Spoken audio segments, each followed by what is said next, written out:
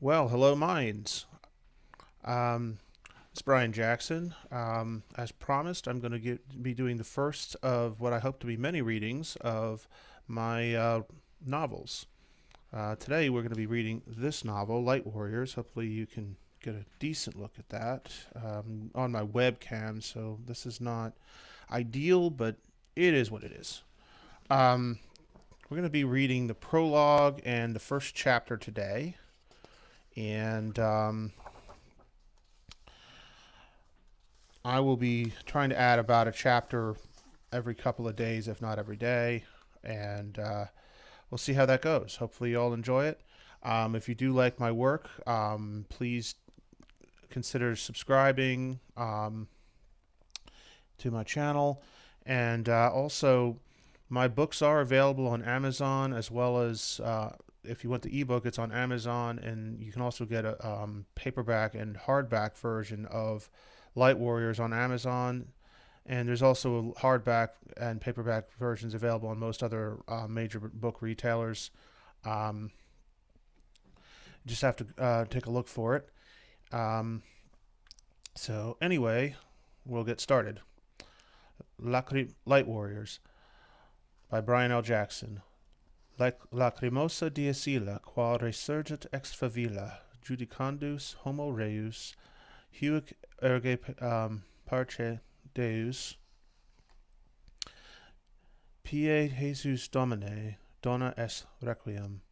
Oh, how tearful that day on which the guilty shall rise from the embers to be judged. Spare them then, O God, merciful Lord Jesus. Grant them rest. And that's from Lacrimosa, which is a subpart of Requiem by Wolfgang Amadeus Mozart. The only hope else to spare lies in the choice of pyre or pyre to be redeemed from fire by fire. And that's T.S. Eliot. Prologue. Great events happen with little notice or care, on days so ordinary as to be forgotten by men. I have seen many great things over the course of my long life. Events of great joy and great sadness have unfolded before my eyes, and I have watched and waited. I have lived by many names, though my true character remains hidden. I am not a good man, but I am not without sympathy. It is with great sadness that I relate to you the tragedy that began to unfold on an unremarkable day in an unremarkable town, affecting seemingly unremarkable people. This day passed without any concern by men and women, despite being of import nearly as great as that fateful night when a carpenter's boy came into the world and changed the history of man. For on this day a child came into the world who would once again change the fate of man. Cursed with power that she neither asked for nor wanted, her fate is sealed before she draws her first breath. A warm breeze stirred blades of grass, carrying upon it newly mown grass, barbecue, hints of gasoline, and new spring blossoms. Dusk had turned to darkness, and a father and son walked together in a field behind their house among the chirrups of the crickets. A father in more than one sense, this man had adopted the boy when he was only 6, and the two had lived as family ever since. On this night they would sleep outside and stargaze, as the temperature had finally warmed enough to permit camping. The boy, aged 12, carried a telescope under his left arm and walked with purpose. He felt excitement in his chest, for this would be a special night. On this night it would be just him and his dad. After walking for a short time, father and son stopped to set up camp. The boy set his telescope down on the long, deep green grass, then turned his face to the sky and smiled as 1,000 twinkling stars greeted his eyes. In the distance an owl hooted, and a coyote answered with a low cry. Though his eyes remained transfixed by the gorgeous night sky, the boy was aware that his father had begun to set up their tent. The boy had just begun learning astronomy from his adoptive father, and identified many of the visible stars and constellations with ease. One in particular held his attention, as it shone brighter than the others, and hung directly overhead as if to signal some event of great import. Nevertheless, this was an ordinary night, and could have happened anywhere in America, though father and son were far from ordinary. Having never seen this particular star, the boy turned to his father to ask. Before he could speak, his father released the tent pole he had been muddling with, allowing it to clang off the ground and eased himself upright. As he did, the color drained from his face, leaving behind bleached bone flesh.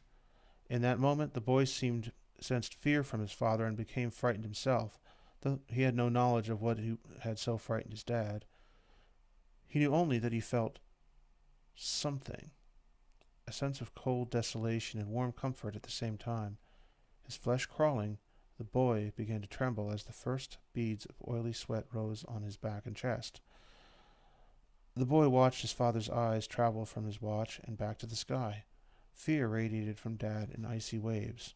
A stiff breeze tugged at the boy's jacket. It no longer carried the sweet sense of spring, but rather the cool, musty scent of night long since fallen. An invisible force soundlessly pulsated in the air. Purple lightning forked across the still cloudless sky, followed a moment later by an angry growl of thunder. The boy stared at this unexpected development with wide-eyed fascination and fear. What's happening? How can there be lightning if there are no clouds? As the boy watched in frightened amazement, a second bolt of purple lightning cascaded from the sky and shattered upon the earth in a brilliant white explosion. Now, thick ozone choked the air with invisible hands. This time, there was no low rumble, but rather a deafening roar that the boy would have only imagined possible from a nuclear blast. He turned once again to his father, and with trembling lips asked the only question on his mind. What's happening? His father did not reply at first, but only stood there, still as a statue, eyes fixed upward upon the sky. Then in an instant he turned and met the boy's frightened glance with an overly jovial smile. "Oh, it's nothing. I've just never seen a storm on a night this clear before." At that exact moment, in a hospital far across the country, orderlies wheeled a young woman on a gurney down a long corridor. She was on her way to the delivery room, about to give birth to her first child. Contractions pulled at her body, yet she gave no cry of pain. Her mind, though preoccupied by pain, exhaustion, and, yes, something reminiscent of excitement, noted the sights and smells of the hospital. She detected chlorine, alcohol, and that overpowering medical smell that always seems to permeate hospitals and clinics. Her ears caught the sharp clack of hard-soled shoes on tile and the rattle of a loose wheel. Despite her condition, the woman instinctively scanned around, noting the two orderlies and one nurse who accompanied her gurney. "Hold on," the nurse insisted, in what she no doubt intended to be a comforting voice. "We're almost there." A moment later, the gurney turned and the woman found herself in the delivery room. For a moment, her eyes fixed on a large poster featuring a cutaway of a woman's uterus. The nurse had taken her hand and begun to squeeze. The woman fought back and urged to break the nurse's neck. Yet she felt more than an edge of anticipation now. She would soon be a mother, despite so many doctors telling her such a thing would be impossible. "Push," the nurse urged. It would have been easy to turn this woman into a corpse, but that would serve no purpose. At the woman's side stood her husband, his expression stoic. Though his eyes fixed intently on hers, he remained silent and betrayed not a hint of emotion. For a moment, the woman became aware of the soft, smoky scent of his cologne and his out-of-place black Armani suit and red silk shirt and tie. The woman pushed, untroubled by the complaints of her fatigued muscles. The doctor, who had crouched between her legs, suddenly popped his head up. "I can see the head. One more pushing and she's out." The nurse must have intended her tone to be comforting or encouraging or something. In truth, it sounded inane. Without a response or sound, the woman bore down with all her strength. A moment later, the doctor reappeared, this time holding a bundle in his arms. He turned to face her, and though a surgical mask covered his mouth, the woman detected an unmistakable smile on his face. "Congratulations, it's a girl." He turned and handed the child to a nurse, who proceeded to clean the blood and birth fluids from her body. When she had finished, she carried the small bundle over to the woman and placed it in her arms. "She's beautiful." Her husband's voice was calm and level, but she could not help noticing a hint of what had to be joy. Can he still feel joy? The moment she saw her daughter's face, the woman fell in love. The baby girl in her arms looked up at her with placid eyes that pierced to the soul. Her beauty exceeded anything the woman could have imagined prior to that very moment. The child had fair porcelain and rose skin, a small tuft of downy fine blonde hair on her head, and perfect sky-blue eyes more beautiful than the woman had ever seen before. The child did not cry, but rather lay in her mother's arms, looking up with wide, gentle eyes. The child's soft scent replaced the hospital smells pervading the air.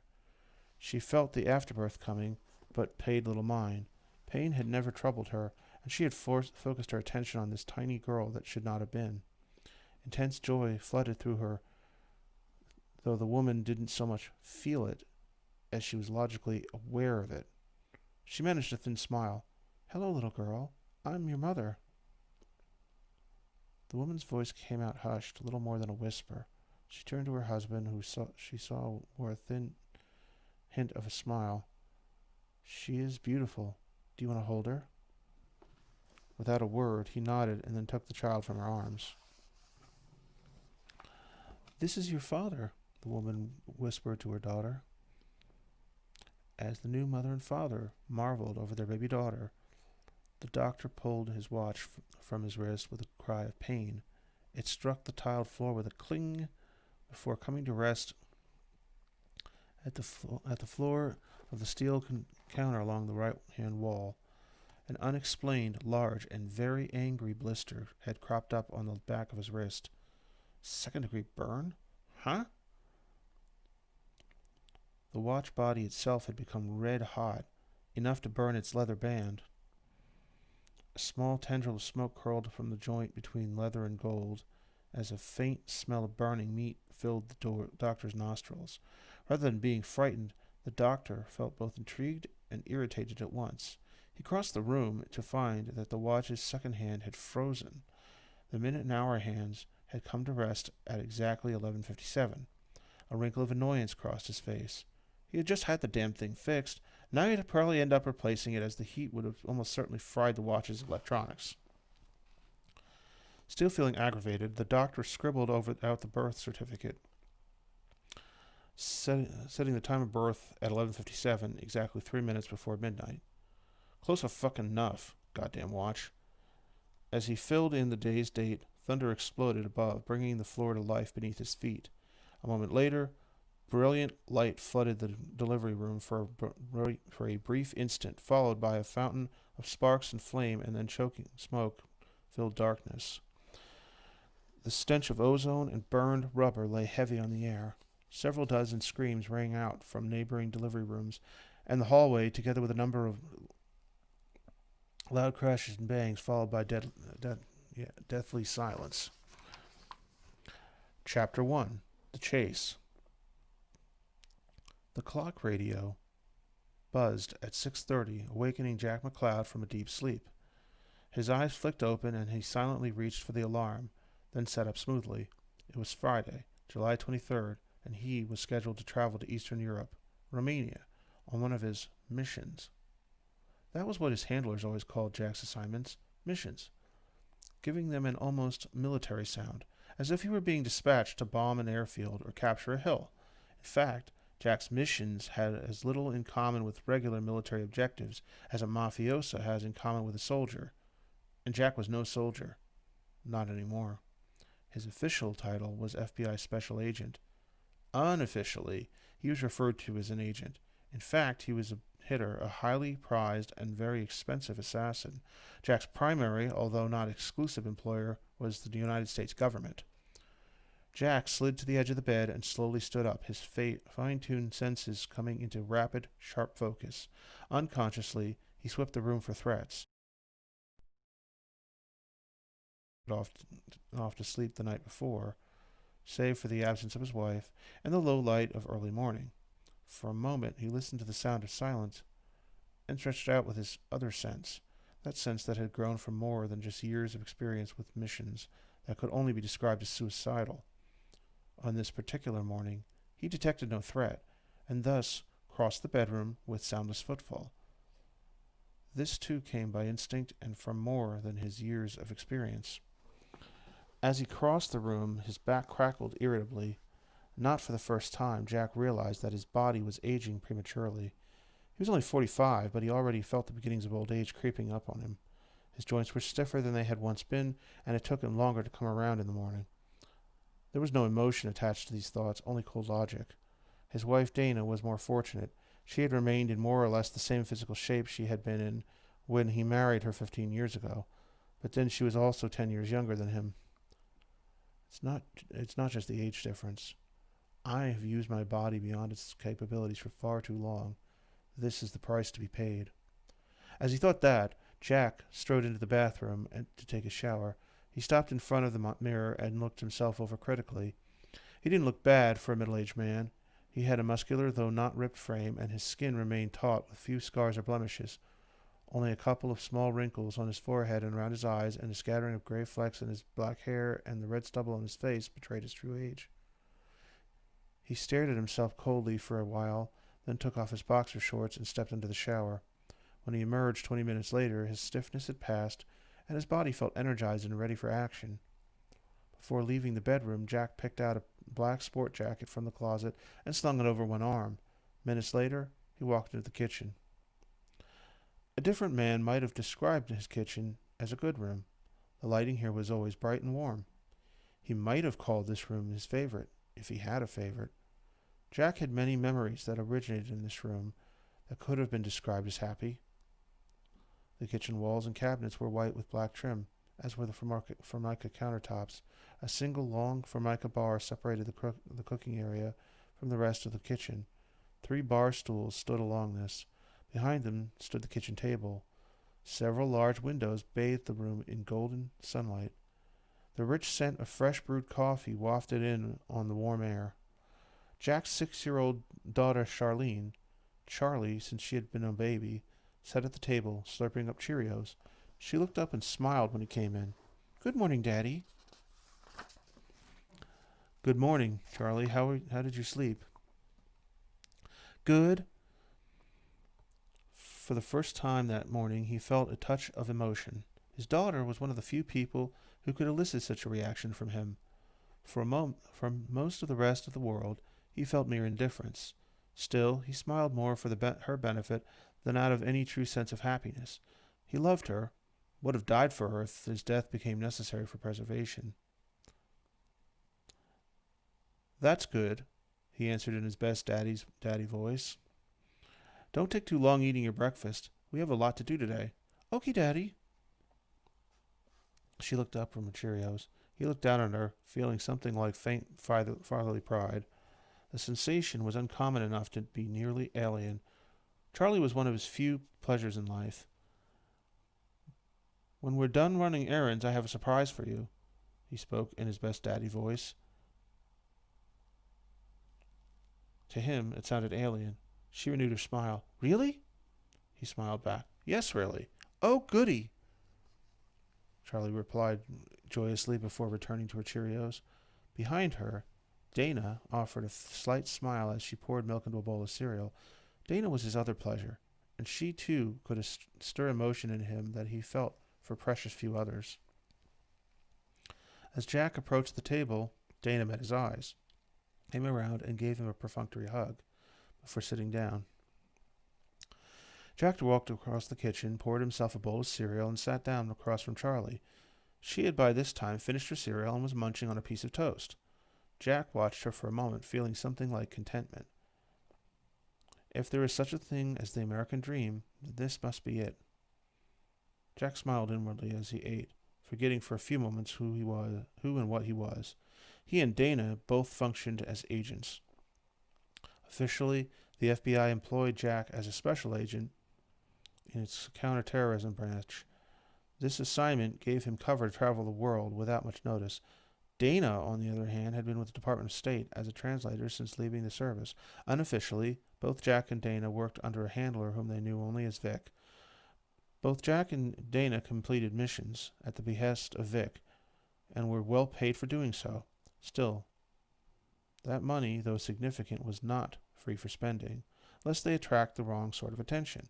While both Jack and Dana earned respectable federal salaries, neither earned so great a salary as to allow for lavish spending.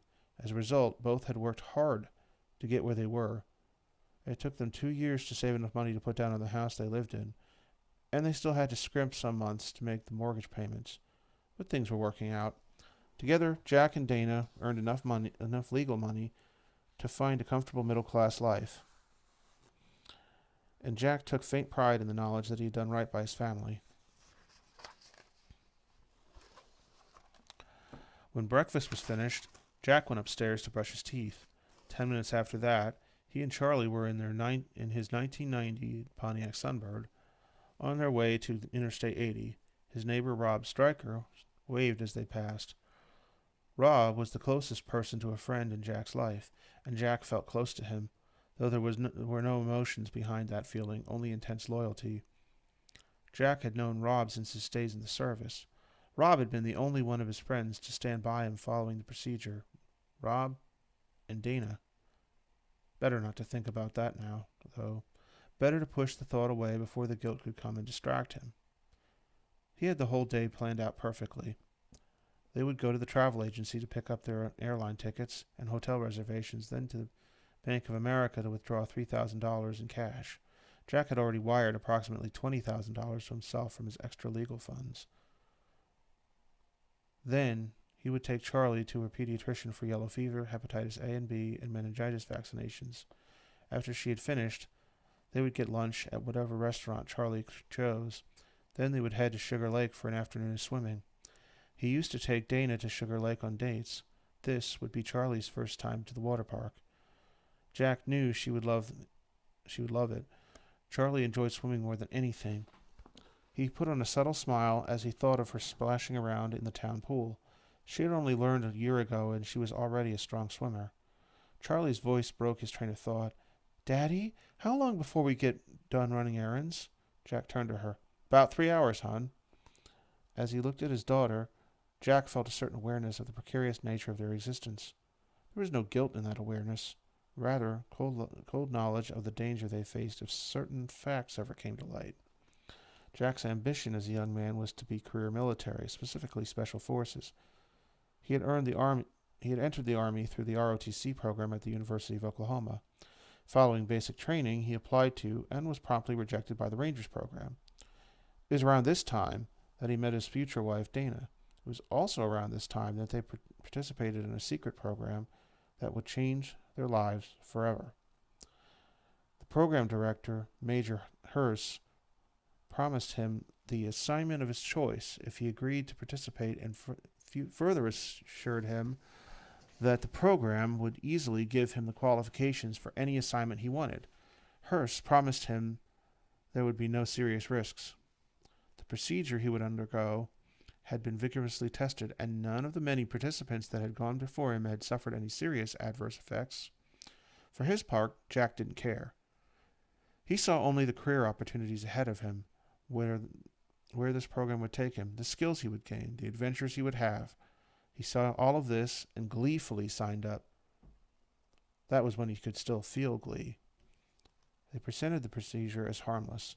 The military scientists explained that they would first be given a mild analgesic painkiller, followed by a series of cortisone shots. In truth, the painkiller was a frighteningly powerful hallucinogenic stimulant that brought on bizarre psychic phenomena in those exposed to it. Jack remembered feeling as if he had taken a massive hit of methamphetamine. His heart raced so hard that he felt it would explode, and his body temperature shot up so high he thought his skin would catch fire. The drug did other things to him as well. He remembered feeling terrible fear. He also remembered learning things he shouldn't know. All at once, he knew everything about the technician that had injected him, that the young man had served for 3 years in the Army, that he was not an Army regular, that the technician had killed several people, 4 men and 3 women, none of them in combat. He also remembered being able to push things, not with his hands, but with his mind. He had tried pushing a metal instrument tray near his cot and had watched its contents go skittering across the floor. While the most powerful psychic manifestations faded with the drug's other effects, each of the subjects retained a variety of psionic talents, including telekinesis, ESP, and enhanced natural senses. These abilities were limited, and overuse would bring on a variety of neurological symptoms, including headaches, dizziness, and nausea. The cortisone shots were actually some sort of synthetic anabolic steroids that magnified their psychic prowess, augmenting their physical prowess, augmenting their physical strength and agility. There were other things as well, things only half remembered in flashes and fragments of memory. He remembered being taken to a featureless room where he was wired up to some kind of machine. The machine did something to him. He didn't know what, couldn't remember. It hurt. The procedure exacted a heavy price. Both Dana and Jack were stripped of many of the characteristics that make a person human. Neither felt emotions as they once had: joy, humor, love, fear, anger, guilt. All had been blunted and muzzled within their minds, replaced with cold, calculating logic and a strong, predatory sense.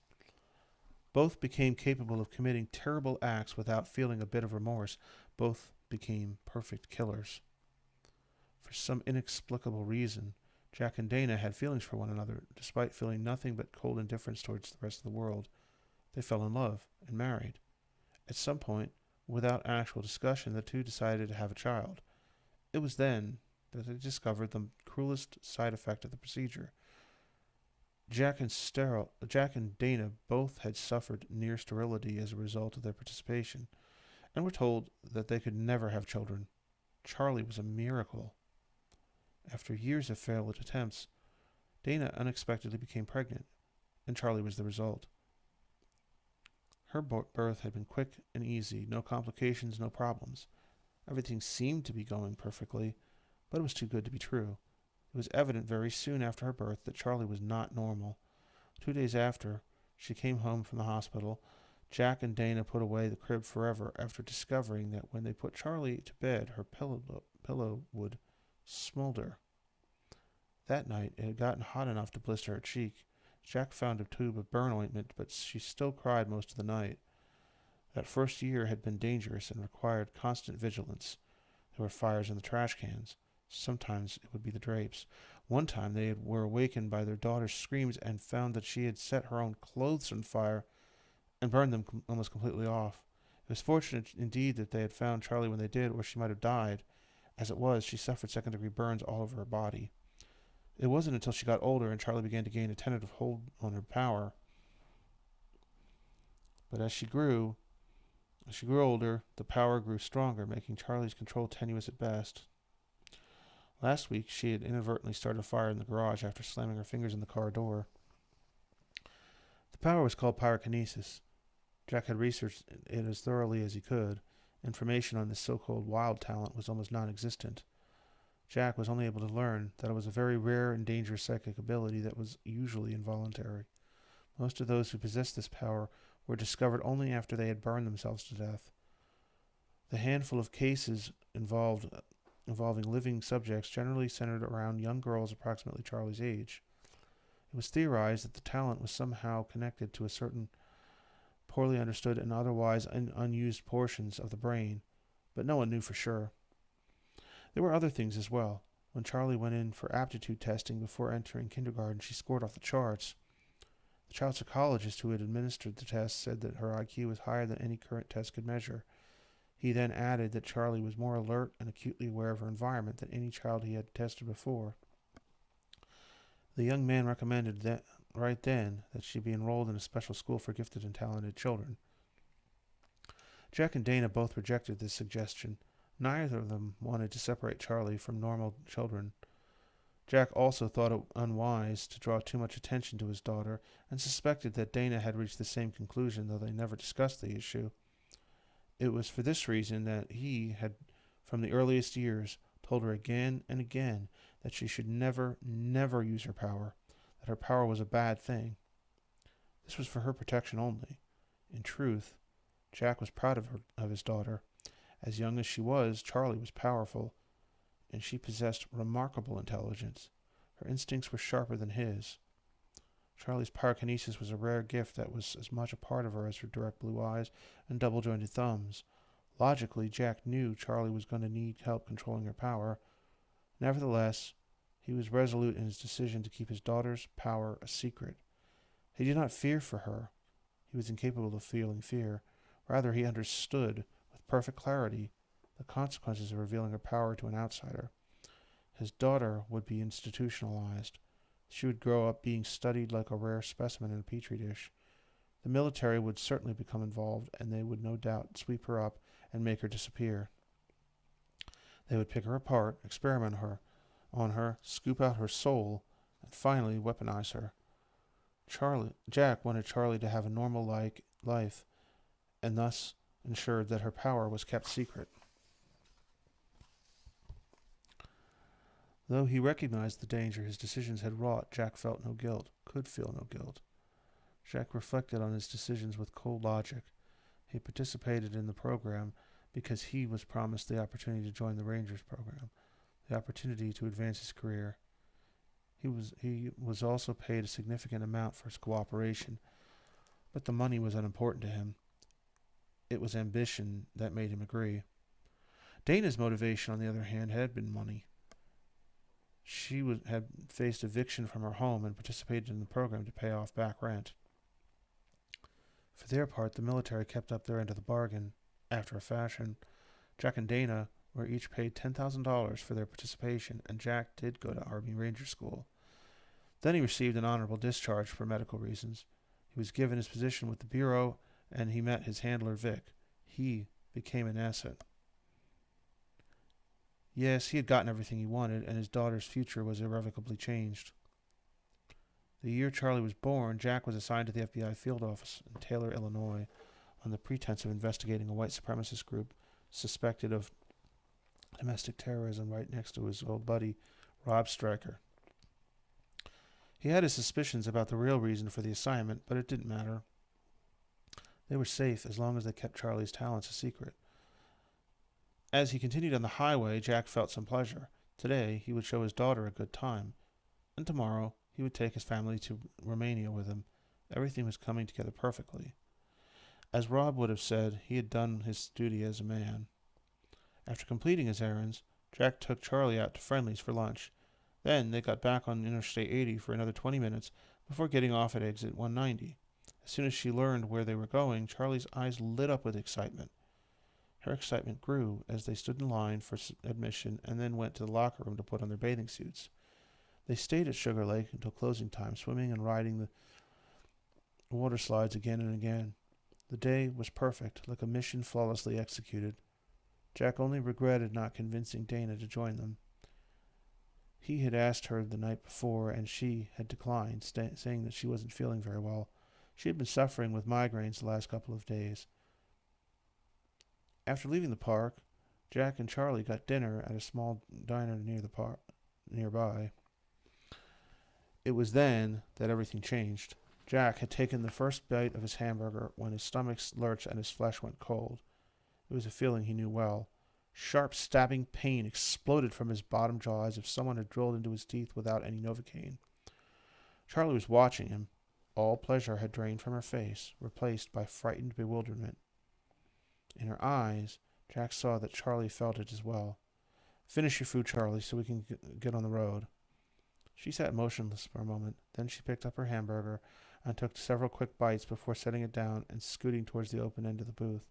"I'm done, Daddy." He nodded. "Okay, let's go take care of the bill." Without a word, she followed him to the cash register. Jack left 2 fives on the table, 20% exactly, enough to keep the waitress from remembering a middle-aged cheapskate and his blonde-haired, blue-eyed little girl, but not enough to be remarkable.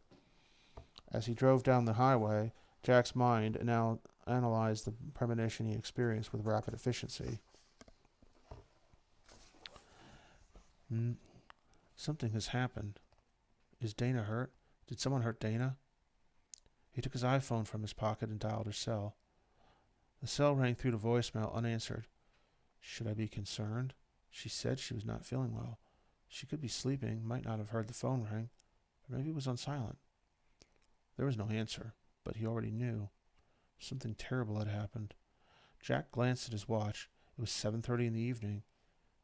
Jack saw a few cars on the otherwise deserted highway, and they were passing through rural country.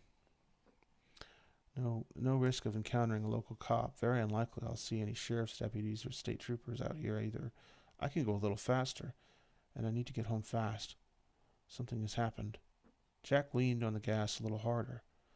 He had already been speeding. Now he had brought the car up to 80. Still, he was not satisfied with his progress. This car cannot go much faster. Daddy, what's going on? He did not reply. He was deeply focused on his objective. His mind clicked away with a computer's cold logic. Daddy, I think Mommy's in trouble. He did not reply. Daddy, I think Mommy's hurt. He knew. Something was wrong. He couldn't tell what, for sure. But he knew something was very wrong. Daddy, please! Charlie was terrified, but he couldn't help her. His only focus was on getting home. The drive seemed to take forever. Somehow an hour turned into 3 days. By the time he had reached Blakeville Road, Jack had begun to feel agitated. He was not frightened. He believed himself incapable of fear. Rather, he felt a profound need to do something. Charlie sat behind him, shuddering in fear, but he paid no attention. Jack parked his car along the curb in front of the house, shut off the lights and engine, and got out. Charlie started to unbuckle her seatbelt to follow. No, you stay in the car and wait for me. Your mother and I will be back in a few minutes. Jack's voice came out calm and gentle, like that of a normal father, rather than that of an asset who had sired a child. As he got out of the car and stood up, he drew a suppressed jet-black Colt Commander 1911 from inside his belt. This was his favorite weapon, a signature of his, if he could be said to have one. By the time he reached his house, Jack felt coiled, ready to strike, his agitation having cooled into hard determination. He knew not what he would encounter, though he had his suspicions, but whatever lay ahead, he would be ready. He found the door cracked open and locked. Jack opened it without making a sound. He focused, sharpening further. Dana? Dana, are you okay? There was no answer. Jack stepped through the doorway. His eyes swept the entryway, looking for threats. The house was dark, the air hot and stale. Dana! There was still no answer. Everything was deadly still. Jack moved through the house with great care, sweeping each room for threats, searching, listening, finding nothing. Something, an ember of heat long forgotten, glowed within his chest. She'd better be okay. Dana! Still nothing. Jack's only answer was a soft rustle of leaves outside. He went into the kitchen. There was a half-eaten sandwich on the counter. An overturned glass of Pepsi lay beside it, still dripping onto the floor. The ember flared and became a glowing coal. He recognized this feeling. It was anger? Dana! He studied the room with care. Everything seemed to be in place. Other than the half-eaten sandwich and the spilled Pepsi, everything looked as it should. Still, he knew better. His intuitions told him that something terrible had happened. There was a pool of liquid on the floor by the cellar stairs. Jack approached it with care and bent down. Blood. There wasn't much of it, but Jack immediately decided that this was not a good sign. The coal in his chest glowed brighter. Jack descended the basement steps 2 at a time. Dana! Dana!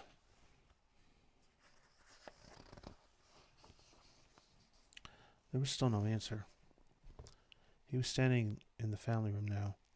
It was pitch black, as with the rest of the house. The air down here was much cooler than it was upstairs.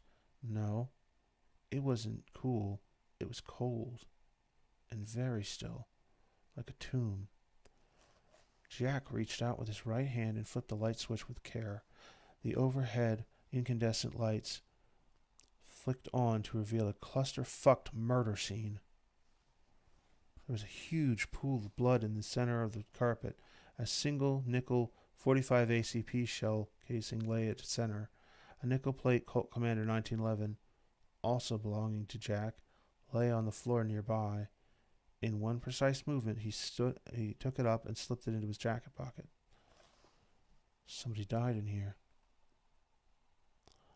I know someone else who's going to die soon.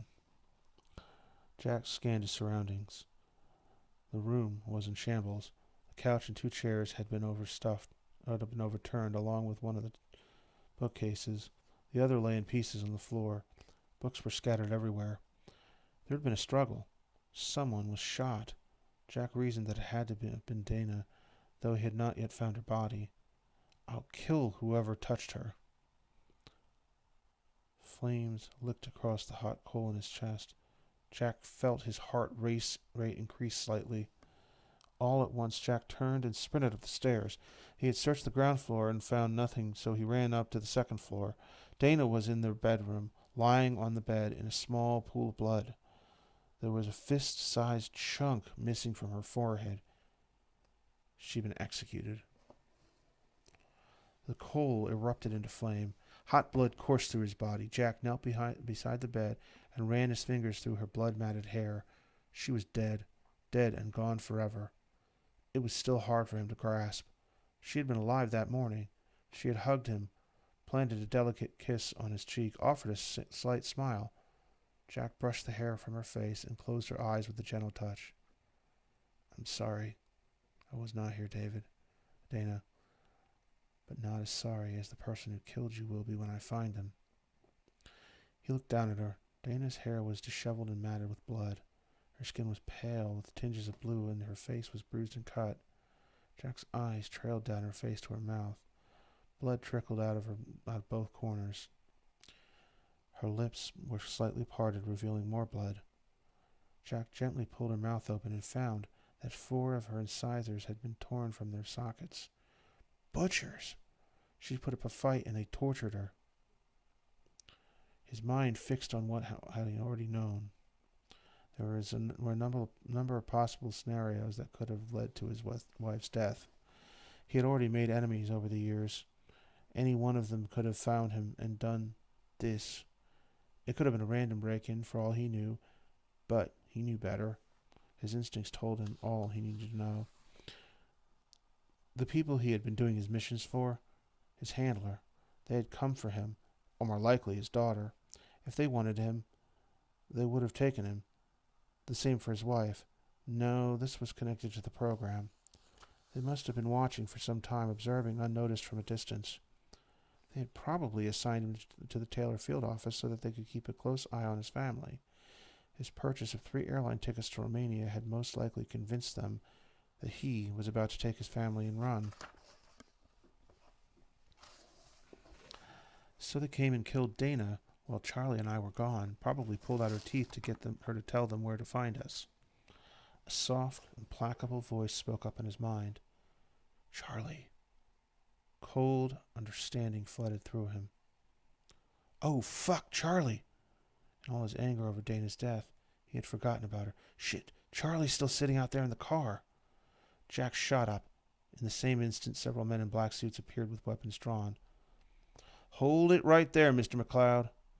Jack's heart began to race. The flaming coal exploded with fury. Still, he remained calm.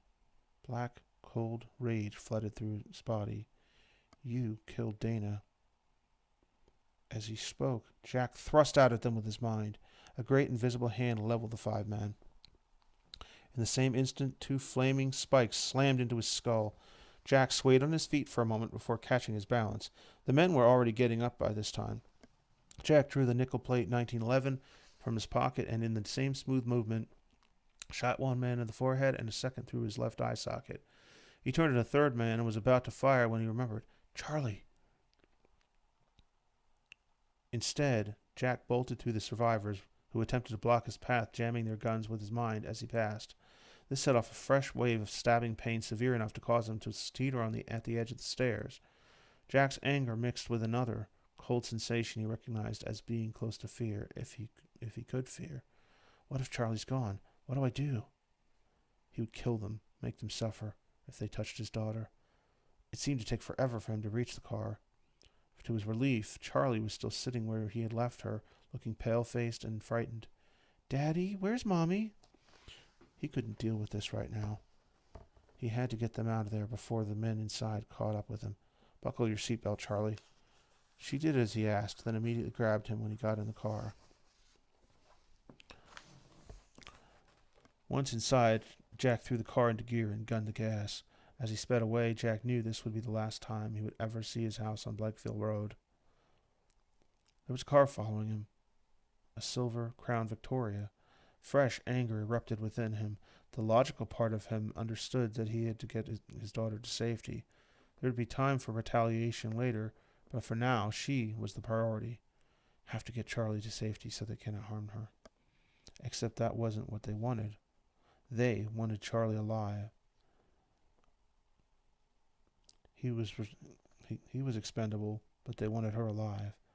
They would capture them both if they could, but they would kill him if necessary. As he thought this, Jack pulled the car around a sharp turn at high speed, tires screaming in protest. At this point, Jack was so infuriated that he was calm. His thoughts became very clearer, he thought, than they had been in a long time. It was strange. Despite the odd things that had happened since the experiment, even despite Charlie's abnormalities, he had never believed they were in any real danger. He was proud of his daughter. She was brilliant and powerful and insightful, and no one would have dared come after his family, not the family of an asset. Something akin to regret came over him.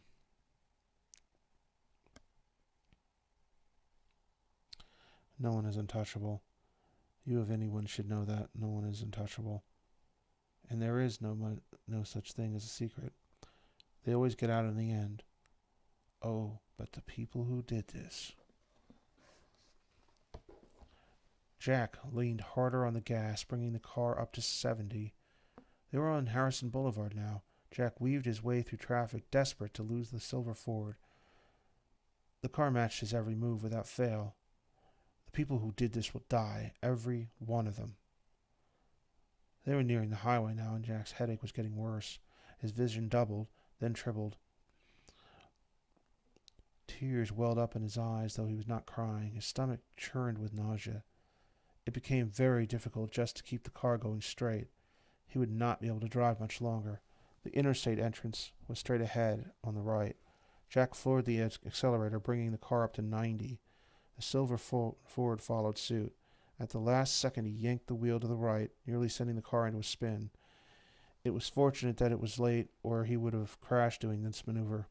The silver Ford tried to follow, but was not so fortunate in that it had slammed into the guardrail and flipped over.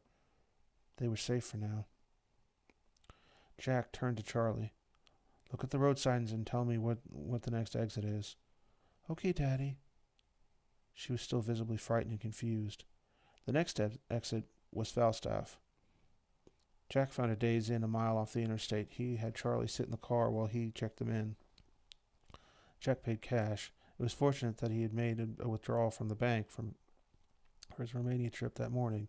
He knew from experience that using his credit card would be like putting up a banner saying, "This way to the fugitive asset and his daughter." As soon as they were in the room, Jack collapsed on the bed, telling Charlie to wake him at 7 the next morning before drifting off into darkness. When Charlie shook him awake 6 hours later, Jack's headache was raging and shudders racked his body. Charlie explained that she had turned on the air conditioner when the room got hot, but couldn't figure out how to turn it off. Jack smiled and ruffled her hair. It's okay, Charlie. He didn't feel much like smiling, but he forced one out for Charlie's sake. Jack struggled to his feet and plopped right back down as two gigantic bolts of pain ripped through his skull. Charlie looked at him with concern. Daddy, are you okay? Her voice sounded faint, as if heard from very far away. I will be fine. He put a hand to his head. I just need to eat. He paused for a moment, waiting for the pain in his head to lessen. This is the plan, Charlie. We're going to get back on the highway and drive for an hour or so. Then we'll stop and eat. Then we'll get back on the highway and drive for the rest of the day, okay? She looked at him with the question in her eyes. Daddy, when are we going to get Mommy? Jack sighed. Charlie, sit down. He patted the bed beside him. She walked over and sat down next to him, a puzzled expression on her face. Your mother's... Some men came to our house. He ran out of words. As cold and emotionless as he had become, he still could not bear to see his daughter hurt. Charlie's mouth widened into an O, and she covered it with her hand. Oh, no, Daddy. Say it's no. He tried again. Charlie. Say it's no. Charlie, I'm sorry. Say she's all right. Say she's all right. Say she's all right. She was shaking her head. Her hair whipped from side to side in a flash of gold. No, no, no, no! All at once, the room became explosively hot. Thick, oily sweat beaded up on Jack's skin. Charlie's forehead shone with moisture. Jack understood the danger at once. Charlie, the bathtub, quick! She screamed, then turned towards the bathroom. There was a bright white flash and a sharp crack, followed by a clatter of porcelain. Thick, choking smoke filled the room, and there was a strong odor of scorched towels and singed plastic. I'm sorry, Daddy, I didn't mean to. Charlie's voice was pleading. All at once she burst into tears. Jack took her into his arms. It's okay, Charlie. I know you didn't mean it. I want Mommy. Charlie wept. Jack clenched her to his chest. I know. It's going to be all right, Charlie. He did not recognize the voice that came from him. It sounded fatherly. Instead, he felt only murderous rage for the death of his wife and for the pain they had inflicted upon his daughter. He cradled her as black rage washed through him. I promise you, somehow everything will be all right again. To be continued. Next video we'll pick up with chapter 2. If you made it this far, thank you. I appreciate your attention, and I hope you enjoyed the story so far. If you did enjoy the story and you'd like to support my work, you can subscribe, and that would definitely be appreciated. Or you can pick up one of my books from Amazon or any other major book retailers. Again, thanks for your attention, and I hope you have a good night.